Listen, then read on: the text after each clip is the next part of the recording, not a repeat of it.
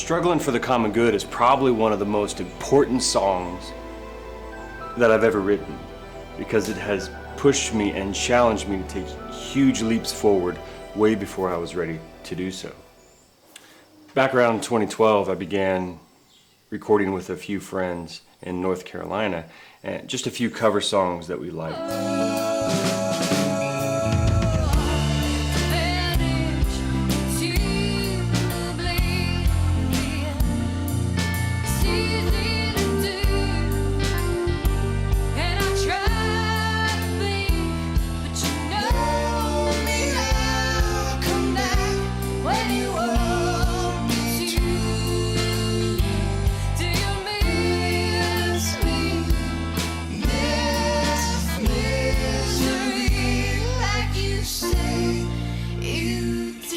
I had a lot of fun doing those covers, but shortly after, my friend Josh asked me to sit down with him and write our first original song. It was the first time that I'd ever collaborated with anyone. Collaborations scared me to death because songwriting was very intimate for me. It was my space. It was me alone, and I didn't want to let anybody into that. But I did it. I penned a song called Radioactive Dreams and sent it to Josh. And one of the first things he said was, "I hate the name." This was not too long after Imagine Dragons released their song Radioactive, and so he thought we should steer clear of that. I said, well, the only other line that would make a good title is Struggling for the Common Good. He said, that's it. That's the title. I set to work recording a few demos of the song, and I'd send them to Josh, and he would tell me what he liked and what could be tweaked. And we went back and forth a number of times, and I remember there were whole sections of the song that he just didn't think were very good, and so I would write something else. And really, Josh influenced this song so much that when I copyrighted the song, I put his name right next to mine as a co-writer. The song would not have turned out the way that it did if it wasn't for him.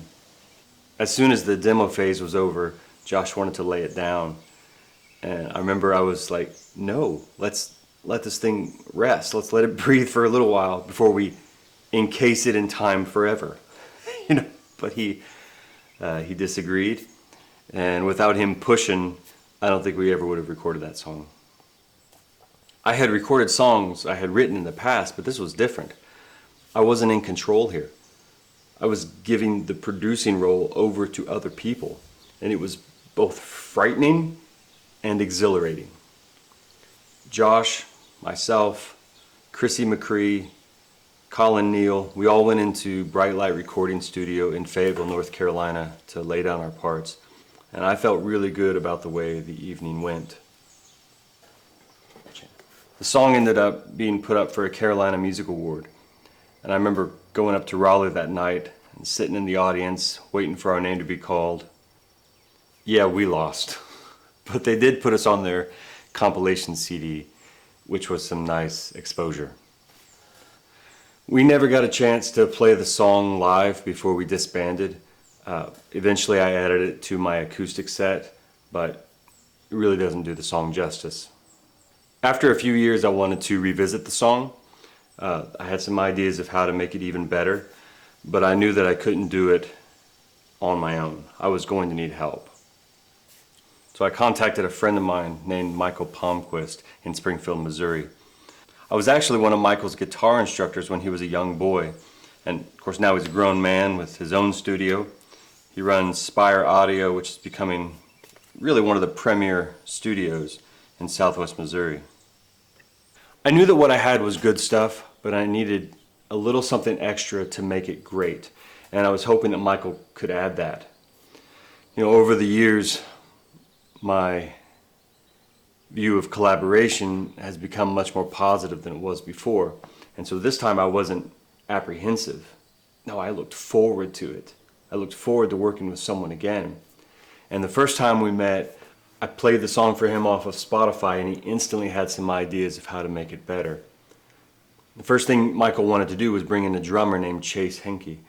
And from the first note that he hit, I knew this was going to be good. Going inspire the masses with stories of hope and defiance. Burn away apathetical vice of indulgence. After that, I laid down the rhythm guitars, which were very similar to what we laid down on the original track. And then I trusted Michael to record a bass line, and then he wanted to add some orchestral strings to really beef up the sound.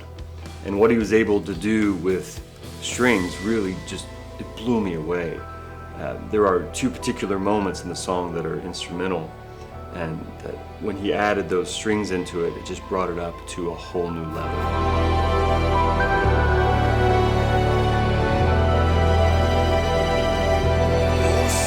When I'm recording, I'm pretty picky. I obsess over every little thing. I mean, these songs are going to be out there forever, and there is no chance of ever going back and fixing something. And so I want to make sure that it's perfect before it's released. And Michael was very patient with me, but I'm sure that he grew a little weary of working with me. I remember when he sent the final mix to me, I listened back and I said, man, I hate to do this, but we've got to add something into the song. This song is screaming for a guitar solo at the end. Too often, solos are left out of popular music, and that's a disservice to the next generation, man. I think I said something like, Michael, there are faces that need melting, and we need to assist with that. We need that solo. And the next morning, Michael sent me this video of a solo he wrote, and it was so good that my face fell off.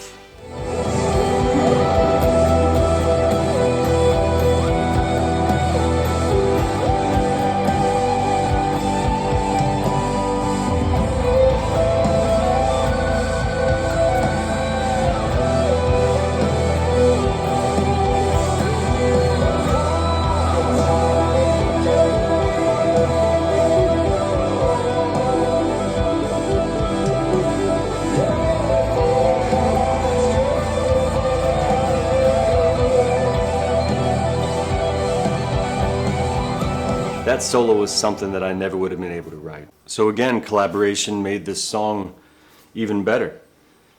It's been 8 years, I think. So an 8-year journey to get the song to this point, to where it is now. And along the way, 8 or 9 people have worked on it. And I'm really glad that I took the step of faith and began collaborating. I've heard it all my life that when we work together we can accomplish great things, but I did not know how to do that well until struggling for the common good.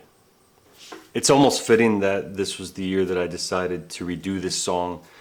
Struggling is sort of a call to action, you know, to get involved in something and make a difference in the world. There's so much going on in the world right now. So many causes that you can get involved with.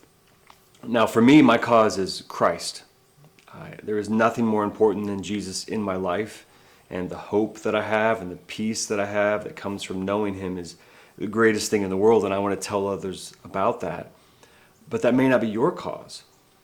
Your cause might be environmental protection or racial equality or animal rights. But the beauty of struggling for the common good is that it's a song that doesn't tell you which cause you should care about, but it adapts to whatever is most important to you in your life.